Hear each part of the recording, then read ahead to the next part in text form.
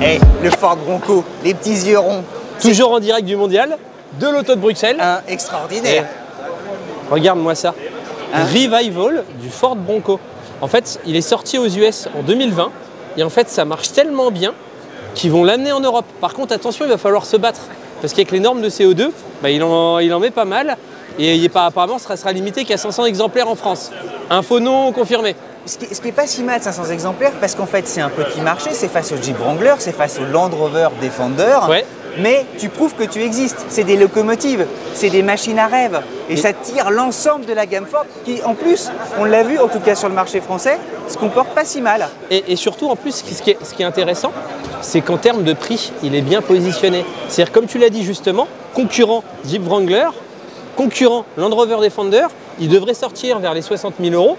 Il est 20 à 40 000 € moins cher que les concurrents. Donc c'est un 4x4 rustique.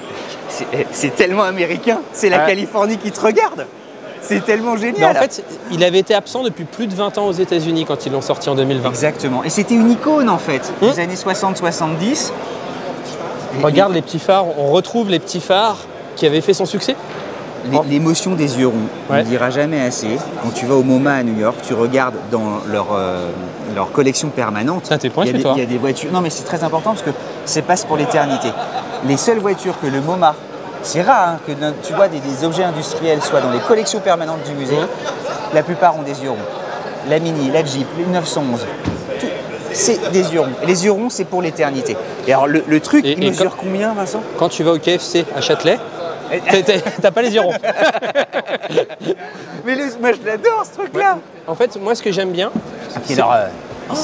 c'est qu'ils ont réussi à conserver l'esprit du Bronco original. Il reste malgré tout rustique, parce qu'en fait il y a tout, mais c'est assez simple et rustique. Monte à l'intérieur, vas-y. Je monte à l'intérieur. Ouais. Le pneu extérieur, regardez ça les gars. Comme c'est marrant. Alors, oui. Effectivement, c'est quand même le royaume du plastique solide. Ouais, mais moi je trouve ça... Regarde ça. Ah oui, c'est magnifique ça. Tu peux tout ouvrir en fait. Ouais, mais moi je suis désolé, je trouve ça magnifique en fait. Tout est là, honnêtement c'est rustique, mais c'est ultra sympa.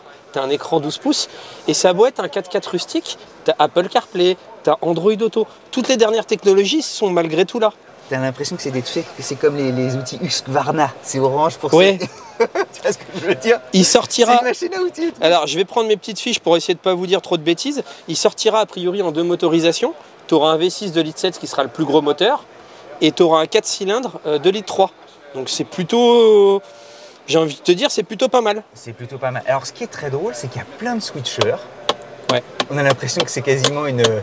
C'est plus un avion, c'est un train, tu sais. Là, très bel écran. C'est marrant, il y a des références, effectivement. Tu as l'impression que c'est Home Depot, tu sais, on va acheter les trucs. Il est vraiment très réussi. Hein. Il y a un truc rigolo, c'est qu'aux États-Unis, la signature de marque de Ford, c'est Built Tough. Construit costaud. Ouais, mais c'est exactement ça. Tu vois? Là, c'est... Bah, on fait le tour un peu extérieur parce qu'on n'a pas vraiment montré. Ouais, c'est grand aussi à... Moi je trouve qu'ils ont... Regarde, tout est mignon. Regarde, l'arrière est assez mignon. L'esprit rustique est conservé. Le prix, maintenant toutes les voitures neuves sont relativement chères, mais ça reste un prix mesuré, 60 000 €. Tu as une belle prestation. Et c'est hyper looké. Ah ouais, c'est il a une gueule de dingue. Et les moteurs, parce qu'aux États-Unis, c'est quand même des moteurs avec beaucoup de chevaux. J'en ai parlé à l'intérieur, j'ai plus les chevaux en tête, mais tu auras grosso modo un V6 2,7 litres et un 4 cylindres 2,3 litres. Exactement, qui font 300 jusqu'à... Le très gros moteur aux États-Unis... Et pas de version 100% électrique. C'est pas l'esprit. Ah, c'est pas l'esprit. C'est pas l'esprit. C'est aller voir la pub aussi du Bronco, enfin les images officielles. Ouais. Tu les vois dans les grandes plaines désertiques avec le Bronco qui est le cheval et tu as l'impression d'être dans un western. Regarde ça. Badlands, bah, c'est... Non, mais c'est une très bonne idée qu'il l'ait fait. Elle est plein de petits détails, tu vois, Bronco est là. Bronco, ça peut être une marque en soi aussi. C'est chouette. Encore une fois, c'est un revival. C'est la voiture mythique américaine qui avait disparu depuis plus de 20 ans, relancée en 2020, carton. Elle déboule en Europe. Vincent, on est dans un monde absolument idéal. On oublie l'argent. C'est simplement pour on oublie l'écologie. Ouais. On oublie tout. Ouais, j'en prends un. Je suis milliardaire, j'ai ma maison de vacances à Pétaouchnok. J'en prends un qui m'attend ma maison de vacances dans les montagnes Yomoni ou je sais pas quoi. Yosemite. Ah ouais, voilà, Yosemite, pas Yomoni, Yomoni Sanchez. On est au moins 2, on sera peut-être plusieurs. Hugo, t'en prendrais un, toi? Avec grand plaisir. Allez, on continue notre petit tour. Prochaine vidéo. On continue.